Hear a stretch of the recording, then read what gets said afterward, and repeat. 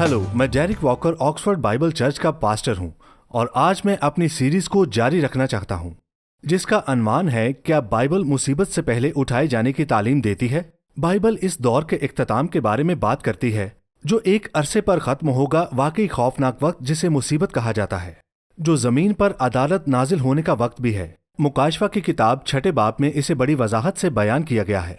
मुकाशवा 6 बाब में इसे तफसीलन लिखा गया है और तमाम निशानियां यही जाहिर कर रही हैं कि हम इसके बहुत करीब पहुंच चुके हैं। लेकिन बाइबल कलीसिया के उठाए जाने के बारे में भी बात करती है और मसला ये है कि उठाया जाना मुसीबत के शुरू होने से पहले होगा या कलीसिया को इस मुसीबत और खुदा के गजब के उस वक्त यानी खुदावंद के दिन से गुजरना पड़ेगा। मेरा ईमान है कि उठाया जाना मुसीबत से पहले होगा, यानी हम इस मुसीबत के शुरू होने से पहले ही उठा लिए जाएंगे। हमें इस पर गौर करना चाहिए क्योंकि ये सीरीज इस मौजू को तफसील से सीखने के लिए है। कलीसिया का उठाया जाना कलीसिया के दौर का आखिरी वाकया है। कलीसिया की फसल का जमा किया जाना जब मसीह अपनी दुल्हन के लिए आएगा, यानी वो सब ईमानदार जो कलीसिया के दौर में निजात पाते हैं, और वो आएगा और इन्हें आसमान पर ले जाएगा। मसीह में मरने वाले जिंदा किए जाएंगे और हम जो अभी जिंदा हैं बगैर मौत का मजा चखे गैर फानी बदन में बदल दिए जाएंगे और हम खुदावंद से मिलने के लिए हवा में उठा लिए जाएंगे। यस्सु ने यूहन्ना 14 में फरमाया, तुम्हारा दिल न घबराए, तुम खुदा पर ईमान रखते हो, मुझ पर भी ईमान रखो। मेरे बाप के घर में बहुत से मकान हैं, अगर ना होते तो मैं तुमसे कह देता, क्योंकि मैं जाता हूँ ताकि तुम्हारे लिए जगह तैयार करूँ, और अगर मैं जाकर तुम्हारे लिए जगह तैयार करूँ तो फिर आकर तुम्हें अपने साथ ले लूँगा, ताकि जहाँ मैं हूँ तुम भी हो। गौर करें कि दुल्हा अपनी दुल्हन से क्या कहता है। उसके अल्फाज ये थे कि वो अपनी दुल्हन को अपने साथ वापस आसमान पर ले जाएगा। वो उससे वादा करता है कि वो दोबारा आएगा और उसे अपने साथ ले जाएगा। वो उसे वापस फिरदौस में ले जाएगा जहां उनकी शादी होगी, यानी शादी की तकरीब। ये अबारत उठाए जाने के बारे में कई अहम हकायक को वाजिया करती है जो इसे दोबारा आने से मुमताज करती है। जब वो ताकत और जलाल के साथ पूरी जमीन पर कब्जा करने के लिए वापस आएगा, सबसे पहले इस अबारत में उठाया जाना सिर्फ ईमानदारों के लिए मसीह की आमद है। दोबारा आने के बरक्स जिसमें सब शामिल होंगे, इसका मकसद अपनी दुल्हन के साथ दोबारा मिलना और इसे फिरदौस में ले जाना है। दोबारा आने का मकसद अपने दुश्मनों की अदालत करना और जमीन पर अपनी बादशाही कायम करना है। यूहन्ना 14 में नोट करें कि मसीह जमीन पर नहीं आता और यहाँ कयाम नहीं करता जैसा कि वो दोबारा आने में करेगा, बल्कि वो जमीन के करीब आता है ताकि अपनी दुल्हन को अपने पास ले ले। दर हकीकत थस्सलुनीकियों में लिखा है कि हम हवा में खुदावंद से मिलेंगे। फिर वो अपनी दुल्हन के साथ वापस आता है इस जगह पर जो उसने उसके लिए आसमान में तैयार की है, जहां दुल्हन और दुल्हा उस वक्त के दौरान एक साथ रहेंगे जिसे जमीन पर अदालत का दिन या मुसीबत का दौर कहा जाता है। फिर इस मुसीबत के इख्तिताम पर हम उसकी दूसरी आमद पर उसके साथ वापस आएंगे। मुकाशवा 19 में आप दुल्हन को आसमान में देखते हैं और फिर वो मसीह के साथ दूसरी आमद पर वापस आती है। जो लोग मुसीबत के बाद उठाए जाने की तालीम देते हैं वो कहते हैं कि जब मसीह दूसरी आमद पर वापस आएगा तो हम उससे मिलने के लिए उठाए जाएंगे और फिर फौरन वापस जमीन पर उसके साथ आ जाएंगे। लेकिन ये यूहन्ना 14 की मुखालफत करता है जहां कहा गया है कि जब यस्सु उठाए जाने पर वापस आएगा तो वो हमें आसमान में बाप के घर ले जाएगा। इस पर गौर करें। अब मसीह ने जैतून के पहाड़ पर अपने बयान में भी उठाए जाने का इंकशाफ किया है जो मत्ती 24 बाब में है। आइए इसकी पहली आयत से पढ़ते हैं। और यस्सु हैकल से निकलकर जा रहा था कि उसके शागिर्द उसके पास आए ताकि उसे हैकल की इमारतें दिखाएं। उसने जवाब में उनसे कहा, क्या तुम उन सब चीजों को नहीं देखते? मैं तुमसे सच कहता हूं कि यहाँ किसी पत्थर पर पत्थर बाकी न रहेगा। फिर शागिर्दों ने उससे 3 सवालात पूछे और उसकी सारी गुफ्तगू इन्हें 3 सवालात के जवाब के गिर्द घूमती है। नंबर 1, हमको बता कि ये बातें कब होंगी और तेरे आने और दुनिया के आखिर होने का निशान क्या होगा। दूसरा सवाल, आपके आने का निशान क्या होगा। और तीसरा सवाल, जमाने के इख्तिताम का निशान क्या होगा। अब जमाने का इख्तिताम ये इस्तिलाह जो कि संटेलिया है, ये दूसरी आमद के मुतरादिफ नहीं है जो कि टेलोस है, जिसका मतलब है जमाने का हतमी इख्तिताम। जमाने का इख्तिताम दरअसल इस दौर का आखिरी अरसा या इसकी तकमील है। یعنی یہ مصیبت کا وقت ہے، اور یہودی اسے درد ذے کا دور بھی کہتے ہیں، ایک منفرد دور مصیبت جو زمین پر مسیحی بادشاہت کے آغاز سے پہلے آتا ہے۔ تو یسوع نے ہیکل کی تباہی کے بارے میں پہلے سوال کا جواب دیا، جو کہ لوکا 21 میں لکھا گیا ہے۔ آج ہمارے پاس اس کے لیے وقت نہیں ہے۔ اب دوسرا سوال اس کی دوسری آمد کی نشانی کے بارے میں پوچھتا ہے، اگرچہ وہ ایک نشانی مانگتے ہیں مگر وہ اصل میں نشانیوں کا ایک پورا سلسلہ بیان کرتا ہے جو دوسری آمد سے پہلے ظاہر ہوگی۔ سب سے پہلے وہ مصیبت کے آغاز کو بیان کرتا ہے، جسے وہ درد ذے کا آغاز کہتا ہے۔ وہ کہتا ہے قوم قوم کے خلاف اور سلطنت سلطنت کے خلاف اٹھے گی، یہ عالمی جنگ ہے، اور مختلف جگہوں پر قحط، وبائیں اور زلزلے آئیں گے۔ دوسرے الفاظ میں دنیا بھر میں وبائیں، زلزلے سب ایک ساتھ ہوں گے۔ اس پر غور کریں، یہ سب درد ذے کا آغاز ہوگا۔ تو جب مصیبت شروع ہوگی، یہ عالمی ہولناک واقعات ایک ساتھ شروع ہو جائیں گے، اور یہی کچھ ہم مکاشفہ 6 میں دیکھتے ہیں۔ اور جب مسیح پہلی 6 مہروں کو کھولتا ہے، پولس یسوع کی تعلیم پر بنیاد رکھتا ہے اور وہ بھی ان تکالیف کا حوالہ دیتا ہے۔ وہ کہتا ہے خداوند کا دن اس طرح آنے والا ہے جس طرح رات کو چور آتا ہے۔ جس وقت لوگ کہتے ہوں گے کہ سلامتی اور امن ہے، اس وقت ان پر اس طرح ناگہاں ہلاکت آئے گی جس طرح حاملہ کو درد لگتے ہیں۔ تو یہاں پولس بیان کرتا ہے کہ خداوند کے دن کی سزائیں دنیا میں شروع ہوں گی۔ عام زندگی جاری ہے پر اچانک مصیبت کا دور شروع ہو جائے گا۔ جیسا کہ ایک عورت کو درد ذیل شروع ہوتی ہے، ویسے ہی یہ تکالیف بھی جاری رہتی ہیں اور آخر تک شدت اختیار کر لیتی ہیں۔ جی بالکل، یہ شدت اختیار کر لیتی ہیں۔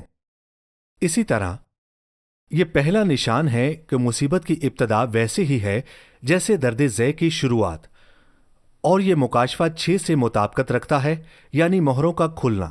پھر یسوع نے متی 24 میں اس بڑے نشان کا ذکر کیا جو اختتام سے 3.5 سال پہلے واقع ہوگا، اور یسوع نے دانیل کے 17ویں ہفتے کا حوالہ دیا ہے جو دانیل 9:27 میں ہے، جو ابھی پورا ہونا باقی ہے۔ اس میں دوسری آمد سے پہلے کے آخری 7 سالوں کا ذکر ہے، جس میں پیش گوئی کی گئی ہے کہ مخالف مسیح اسرائیل کے ساتھ 7 سال کا عہد کرے گا، لیکن 7 سال کے درمیان میں وہ اس عہد کو توڑ دے گا اور ہیکل کو مکروہ اجاڑنے والی چیز کے ساتھ ناپاک کرے گا۔ اور جب یسوع اپنی آمد کے لیے الٹی گنتی بتا رہے ہیں تو وہ اس واقعے کو، یعنی مکروہ اجاڑنے والی چیز کے اختتام سے 3.5 سال پہلے ایک بڑے نشان کے طور پر بیان کرتے ہیں، اور یہ 15ویں آیت میں ہے۔ پس جب تم اس اجاڑنے والی مکروہ چیز کو، جس کا ذکر دانیل نبی کی معرفت ہوا، مقدس مقام میں کھڑا ہوا دیکھو، تو جو یہودیہ میں ہو وہ پہاڑوں پر بھاگ جائیں، کیونکہ اس وقت ایسی بڑی مصیبت ہوگی کہ دنیا کے شروع سے نہ اب تک ہوئی نہ کبھی ہوگی۔ اب وہ پہلی صدی کے واقعات کی بات نہیں کر رہے، کیونکہ جتنے بھیانک وہ یہودی جنگ کے دوران تھے جب ہیکل تباہ ہوئی، وہ دنیا کی سب سے بڑی مصیبت نہیں تھی، کسی بھی لحاظ سے نہیں۔ اور حقیقت میں اگلی آیت ظاہر کرتی ہے کہ یہ کتنی بری ہوگی۔ لکھا ہے اگر وہ دن گھٹائے نہ جاتے تو کوئی بشر نہ بچتا، مگر برگزیدوں کی خاطر وہ دن گھٹائے جائیں گے، یعنی انسانیت کا خاتمہ ہو جائے گا۔ اور یہ ابھی تک نہیں ہوا، یہ آئندہ کے لیے پیش گوئی ہے۔ غور کریں کہ یسوع دانیل کے 17ویں ہفتے کے دوسرے حصے کو بڑی مصیبت کہتے ہیں، جو 3.5 سال پر محیط ہے، اور یہ آخری زمانے کی نشانی دانیل 12:11 میں بھی تصدیق ہوتی ہے، جو دنوں کے حساب سے بالکل آخری وقت تک مدت بیان کرتی ہے۔ وہ فرماتے ہیں اور جس وقت سے دائمی قربانی موقوف کی جائے گی اور وہ اجاڑنے والی مکروہ چیز نصب کی جائے گی، 1290 دن ہوں گے۔ آخر کار یسوع نے مصیبت کے اختتام پر کائناتی نشانات کا ذکر کیا جو اس کی دوسری آمد کو طاقت اور جلال کے ساتھ ظاہر کریں گے۔ وہ فرماتا ہے کہ پھر ابن آدم کا نشان آسمان پر ظاہر ہوگا اور اس وقت زمین کی تمام قومیں ماتم کریں گی، اور وہ ابن آدم کو آسمان کے بادلوں پر طاقت اور جلال کے ساتھ آتے ہوئے دیکھیں گے۔ اور پھر وہ یہ بھی بیان کرتے ہیں کہ سورج اور ستارے ماند پڑ جائیں گے، اور یہ تمام نشانیاں مسیح کی دوسری آمد سے بالکل پہلے ظاہر ہوں گی۔ اور اب آپ دیکھ سکتے ہیں کہ اس نے اپنی آمد کے نشان کے بارے میں دوسرے سوال کا جواب دے دیا ہے، اور انہوں نے اس سے زمانے کے خاتمے کے نشان کے بارے میں بھی پوچھا تھا जो कि एक अलग लेकिन करीबी मुतल्लिका मामला है। वो कौन सी निशानियां हैं जो मुसीबत के आगाज की तरफ इशारा करती हैं और उसके शुरू होने का वक्त करीब है।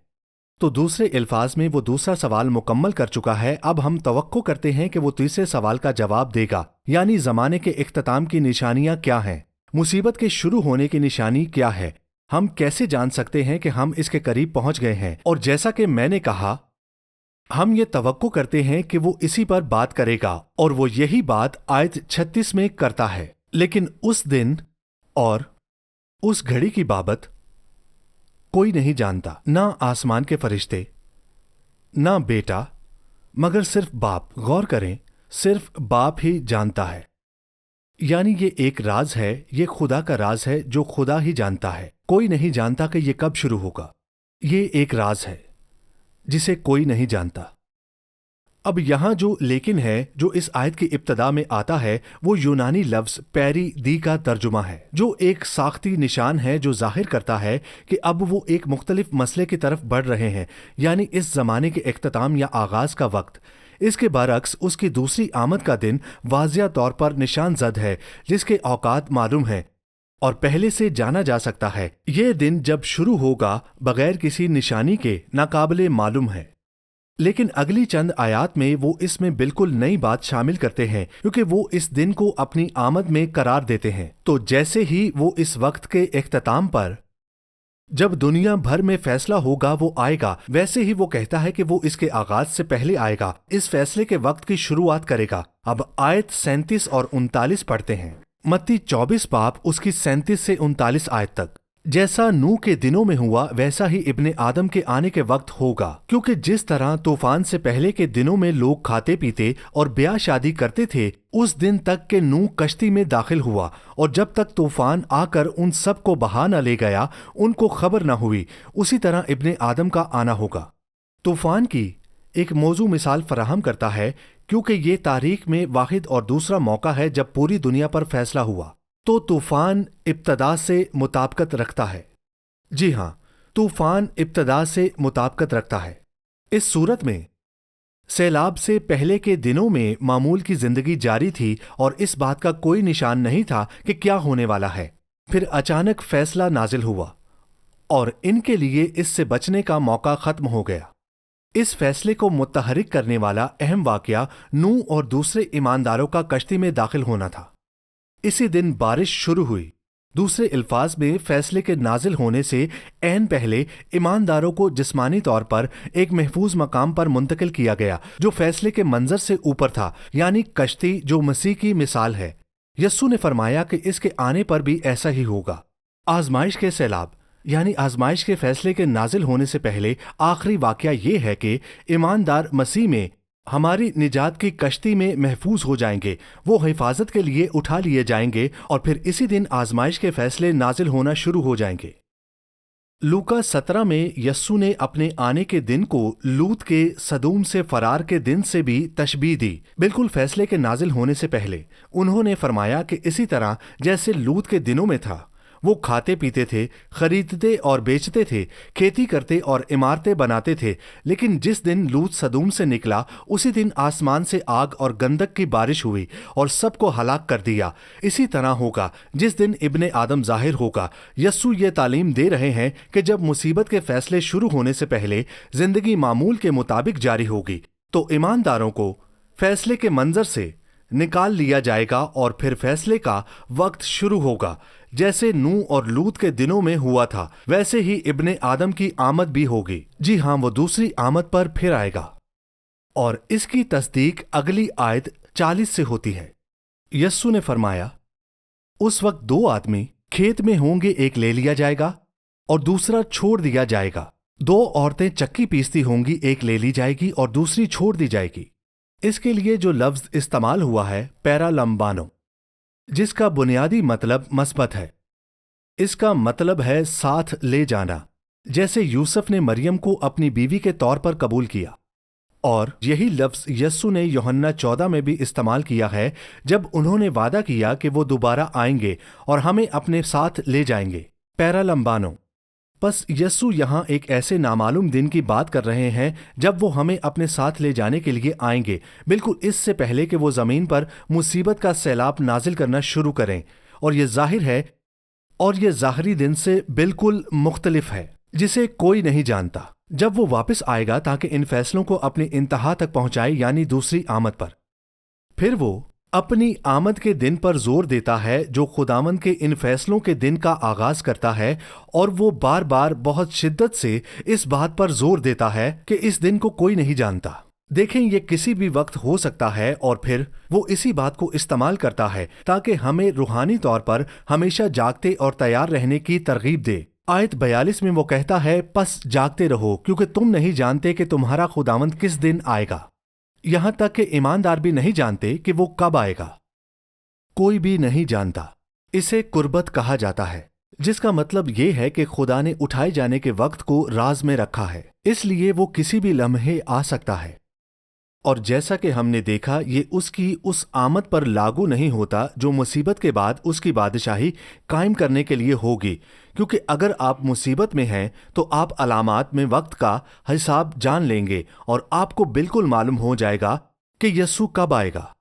इसलिए हमें हमेशा तैयार रहना चाहिए। मसीह ने अपनी आमद के पहले मरहले की अचानक गैर मुतवक्को नाकाबिल पेशगोई और करीबुल वाक़िया नौयत को मजीद अजागर किया है, जिसका मुआजना उन्होंने चोर के आने से किया।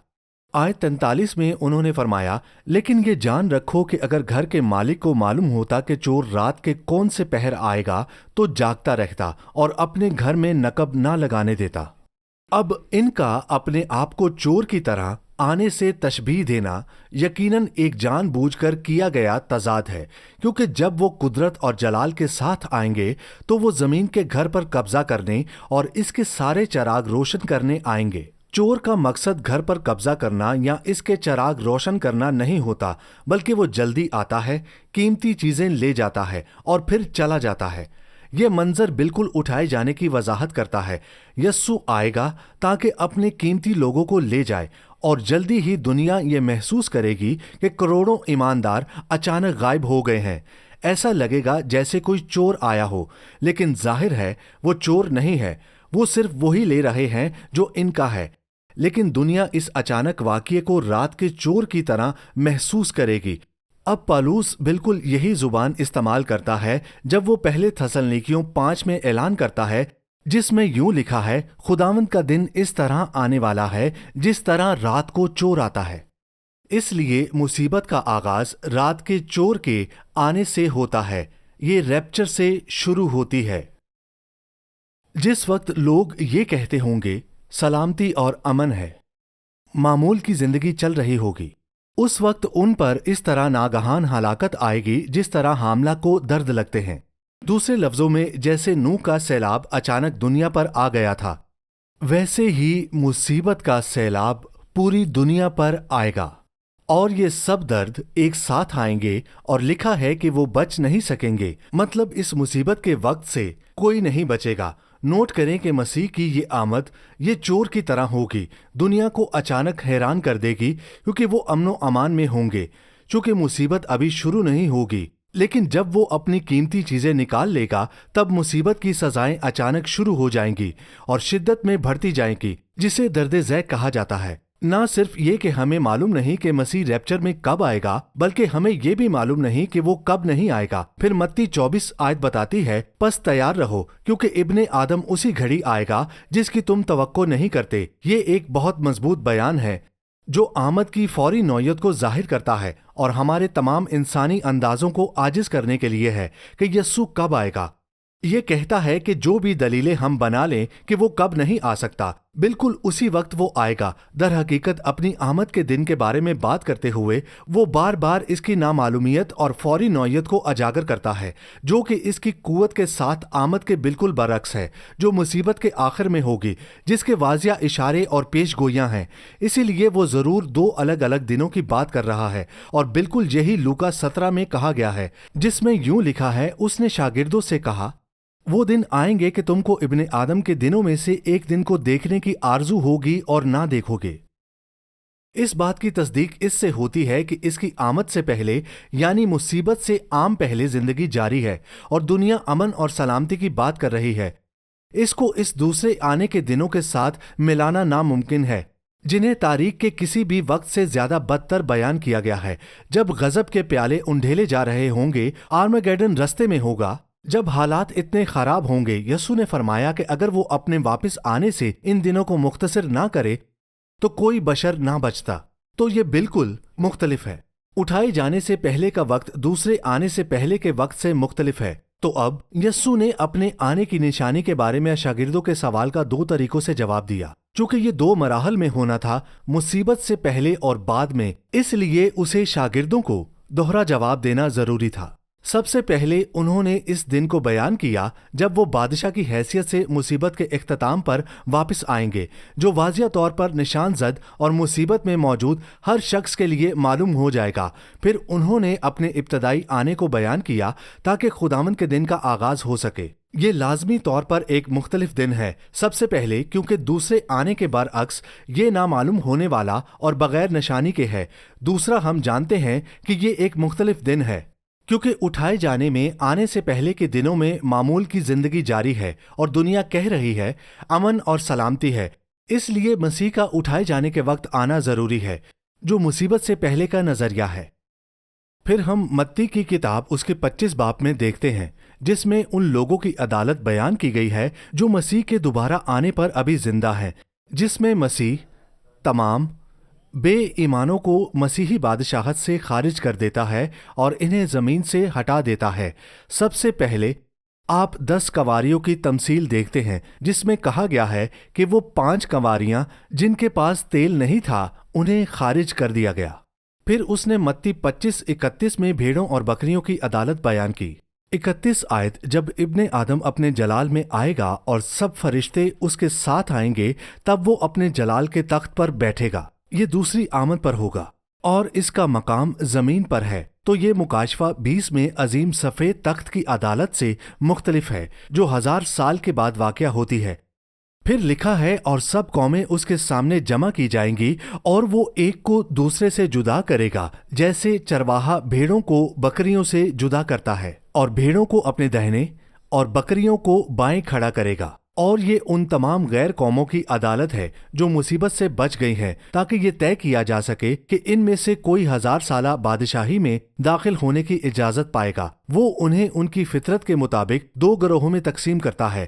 پھر 34ویں آیت میں لکھا ہے، اس وقت بادشاہ اپنی داہنی طرف والوں سے کہے گا، آؤ میرے باپ کے مبارک لوگوں، جو بادشاہی بنائے عالم سے تمہارے لیے تیار کی گئی ہے، اسے میراث میں لو۔ پس وہ مسیحی بادشاہی کے وارث بنتے ہیں۔